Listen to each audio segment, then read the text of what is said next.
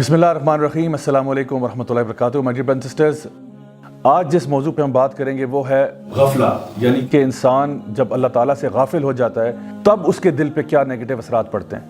اللہ سبحانہ تعالیٰ فرماتے ہیں قرآن مجید میں اقترب للناس حسابهم وهم فی غفلۃ معرضون، کہ حساب کا دن لوگوں کے سروں پر آیا ہوا ہے اور لوگ ابھی تک غفلت میں بیٹھے ہوئے ہیں۔ ایک اور جگہ پہ اللہ سبحانہ تعالیٰ فرماتے ہیں الم یأن للذین آمنوا ان تخشع قلوبهم لذکر اللہ، کہ کیا اب وقت آ نہیں گیا کہ جو ایمان والے ہیں ان کے دل لرز جائیں اللہ تعالیٰ کی ان آیات سے۔ تو my dear brothers and sisters, کیا وقت آ نہیں گیا کہ ہمارے دل جب قرآن مجید کی آیات کے ساتھ ان کا تعلق بنے تو وہ لرز جائیں، وہ کانپ اٹھیں؟ غفلت اصل میں ہے کیا؟ علامہ راغب الاصفہانی رحمہ اللہ فرماتے ہیں کہ غفلت کا مطلب ہے کہ جب انسان کسی چیز کو بھلا بیٹھتا ہے یا کسی چیز کو نگلیکٹ کر دیتا ہے یا کسی چیز کے بارے میں بے پرواہ ہو جاتا ہے۔ غفلت بھی دو قسموں کی پائی جاتی ہے، ایک ہے محمود غفلہ، یعنی وہ لوگ جو کہ ایک پازیٹیو غفلہ ہے کہ وہ گناہوں سے غافل ہو چکے ہیں، یعنی کہ وہ گناہوں کی طرف جاتے ہی نہیں ہیں، اتنے نیک لوگ ہیں، اتنے شریف النفس لوگ ہیں، اتنے تقوی والے لوگ ہیں کہ اب وہ بڑے بڑے گناہوں کے بارے میں سوچتے تک نہیں ہیں۔ تو یہ غفلت تو جو ہے یہ اچھی چیز ہے۔ دوسری غفلت ہے مذموم غفلہ، اور اس کے آگے سے تین مزید حصے ہیں۔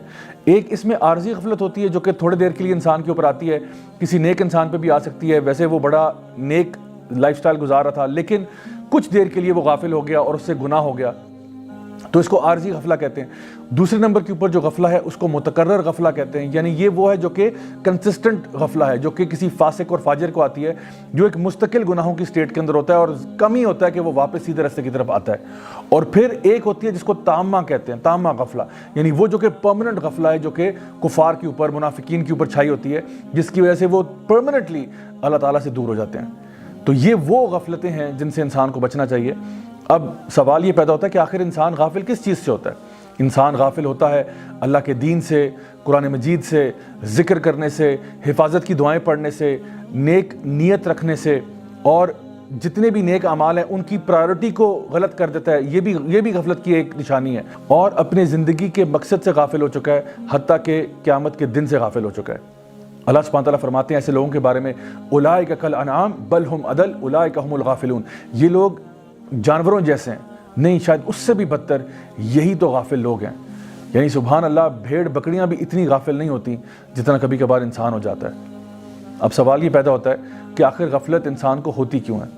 اس کی بنیادی طور پر ایک وجہ یہ ہے کہ جب انسان دنیا داری کی طرف بہت زیادہ لگ جاتا ہے، عیش و عشرت کی طرف بہت لگ جاتا ہے، آرام اور سکون کی طرف بہت زیادہ راغب ہو جاتا ہے تو وہ غافل ہو جاتا ہے۔ جب ایک انسان کہتا ہے مجھے ایک لیوش لائف سٹائل چاہیے، میں نے اپنے نفس کی پوجا کرنی ہے، میری جو مرضی ہوگی میں وہ کروں گا، کھیل تماشے میں اپنے آپ کو بہت زیادہ انوالو کرنا، یہ ساری وہ چیزیں ہیں جو کہ انسان کو غافل کر دیتی ہیں۔ حتیٰ کہ ایک انسان جو اپنے بزنس میں، اپنی جاب میں بھی بہت زیادہ انوالو ہو جائے اور جس کو ہم کہتے ہیں ورکہولک بن جائے، وہ بھی اکثر اوقات اللہ تعالیٰ کے دین سے غافل ہو جاتا ہے۔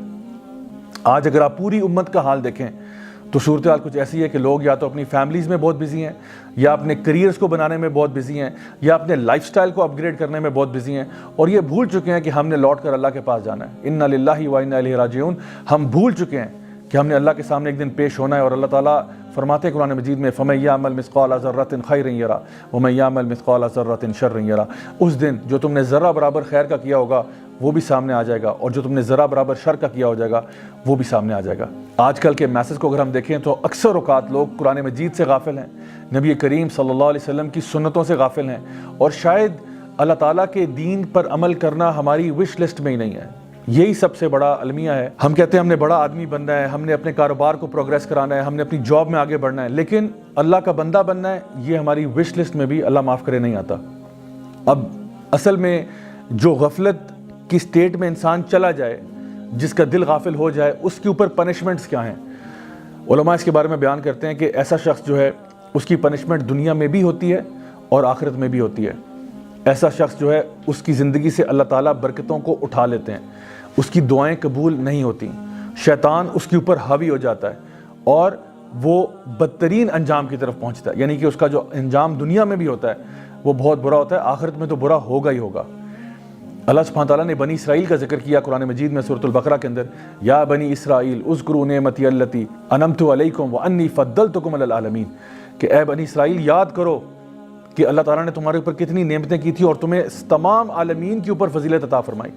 تو بنی اسرائیل کا واقعہ قرآن مجید میں اسی لیے بتایا گیا کہ وہ بڑے اللہ کے نیک لوگ ہوا کرتے تھے، بڑے چوزن لوگ تھے اللہ تعالیٰ کے، لیکن چونکہ وہ غافل ہو گئے اپنے مشن سے، اپنے ویژن سے، اللہ تعالیٰ کی طرف قریب جانے سے، تو اللہ تعالیٰ نے ان کو برباد کر دیا، اور وہ لوگ ہو گئے جن پہ اللہ تعالیٰ کا غضب نازل ہوا۔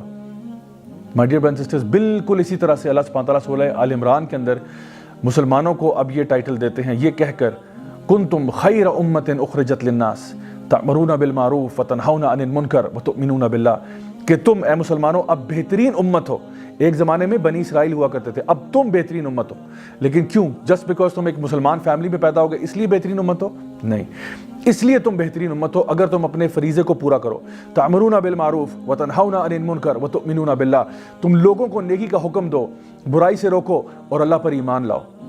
My dear brothers and sisters, تھوڑی دیر کے لیے سوچئے، کیا ہم اس فریضے کو پورا کر رہے ہیں؟ ہمارے سامنے اگر کچھ برا ہوتا ہے، کیا ہم اس کو اپنے ہاتھ سے روکتے ہیں؟ چلو ہاتھ سے روکنے کی استطاعت نہ صحیح، کیا اس کو زبان سے روک پاتے ہیں؟ چلو زبان سے بھی روکنے کی استطاعت نہ صحیح، کیا اس کو ایٹ لیسٹ دل میں برا سمجھتے ہیں؟ یا کیا ہم ایک ایسے معاشرے میں رہتے ہیں جہاں پہ ہم نے برائی کو برائی سمجھنا بھی چھوڑ دیا ہے؟ تو جان لیں کہ جس طرح پہلی قومیں برباد ہوئی ہیں، بالکل اسی طرح سے آج کی بھی قوم برباد ہو سکتی ہے اگر وہ اللہ تعالیٰ کے بتائے ہوئے دین کے اوپر نہیں چلے گی اور غفلت کی اس کنسسٹنٹ سٹیٹ کے اندر رہے گی۔ اب غفلت کو ہرانے کا طریقہ کیا ہے؟ My dear brothers and sisters, غفلت کو ہرانے کا طریقہ ایک ہے، اور وہ ہے علم حاصل کرنا۔ نبی کریم صلی اللہ علیہ وسلم نے جب موازنہ کیا ان لوگوں کا جو دین کا علم رکھتے ہیں بنسبت ان کے جو دین کا فہم نہیں رکھتے، تو آپ نے فرمایا ان کا ڈفرنس ایسا ہے جیسے کہ چاند اور تاروں کا، یعنی جو قرآن مجید کا علم رکھتا ہے، جو دین کی تعلیم حاصل کرتا ہے، اس کی مثال ایسے جیسے چاند کی ہے، آسمان پر کلیئر نظر آ رہا ہے، اور جو باقی لوگ ہیں، عام لوگ، عبادت گزار قسم کے جو لوگ ہیں جن کے پاس دین کا فہم نہیں ہے، وہ تاروں کی مانند ہیں۔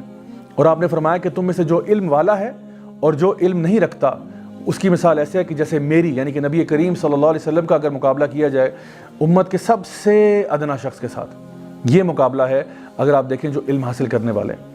حتیٰ کہ احادیث مبارکہ میں یہ بھی آتا ہے کہ جو لوگ علم سیکھنے کے لیے نکلتے ہیں، زمین و آسمان کے چرند پرند حیوانات، حتیٰ کہ سمندر کے اندر مچھلیاں بھی ان کے لیے دعائیں کرتی ہیں، اور جب وہ اپنے گھروں سے نکلتے ہیں علم سیکھنے کے لیے، قرآن مجید کا علم سیکھنے کے لیے، احادیث مبارکہ کا علم سیکھنے کے لیے، تو فرشتے ان کے آگے اپنے پروں کو بچھا دیتے ہیں۔ اللہ اکبر! کیا آپ سوچ سکتے ہیں کتنا زبردست پروٹوکول ملتا ہے ان لوگوں کو جو دین کا علم حاصل کرنا چاہتے ہیں؟ اور جو شخص بھی دین کا علم حاصل کرنے کے لیے نکلتا ہے وہ اصل میں اللہ کی راہ میں جہاد کر رہا ہوتا ہے۔ تو آج سے آپ فیصلہ کریں انشاءاللہ کہ ہم لوگ اپنے آپ کو اس غفلت سے نکالیں گے۔ اس کے لیے میں آپ کو 3 مزید ریکمنڈیشنز دیتا ہوں، اپارٹ فرام دا فیکٹ کہ آپ نے اپنے علم میں اضافہ کرنا ہے، اپنا اللہ تعالیٰ کا ذکر بڑھا دیں، نبی کریم صلی اللہ علیہ وسلم پر درود پڑھنا بڑھا دیں، اللہم صلی علی محمد وعلی آل محمد کما صلیت علی ابراہیم وعلی آل ابراہیم انک حمید مجید، یہاں سے لے کے آخر تک۔ اور سب سے امپورٹنٹ چیز اگر آپ کر پائیں، جو بہت خوبصورت چیز ہے غفلت سے بچنے کے لیے، وہ ہے تہجد کی نماز کو قائم کرنا۔ My dear brothers and sisters, اگر ان چیزوں کو آپ فالو کر لیں تو یقین جانیے آپ غفلت سے باہر نکل سکتے ہیں، اور انشاءاللہ الرحمن اللہ تعالیٰ آپ کو دین کا فہم عطا فرمائے گا۔ Until next time, this is me, Raja Ziaul Haq, signing off. Wassalamu alaikum wa rahmatullahi wa barakatuh.